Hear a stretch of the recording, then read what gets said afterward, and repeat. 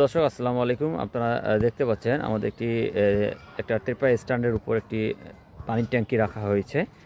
যারা 4 তলা বা 5 তলা ভবন করার পরে এখনও 1-2 তলা করার পর থাকার মতো পরিবেশ করেছেন, তারা এইভাবে এই পানির ট্যাঙ্কিটা রেখে দিয়েই আপনারা আপাতত ইউজ করতে পারেন। যেহেতু আপনার ভবন এখনও কমপ্লিট হয়নি, এই দেখেন ভবনটি এখনও কমপ্লিট হয়নি। 1-2 তলা কমপ্লিট হওয়ার পর তো অবশ্যই আপনার পানির ব্যবস্থা বানানোর ব্যবস্থা করতে হবে। তো আপাতত আপনার টেম্পোরারিভাবে এইরকম স্ট্যান্ড বানায় নিয়ে একটি রাউন্ড একটা ঢালাই দিবেন, 3 ইঞ্চি ঢালাই দিতে হবে একটি স্ল্যাবের মতো, তার উপরে পানির ট্যাঙ্কিটা রাখতে হবে। আমি রিসেন্টলি একটা পোস্ট করেছিলাম, এই পোস্টটা এই ভিডিওটি ভাইরাল হয়েছে। অনেকে জিজ্ঞেস করে যে এই পানির ট্যাঙ্কিটা রাখবে কীভাবে বা রিক্সই এত।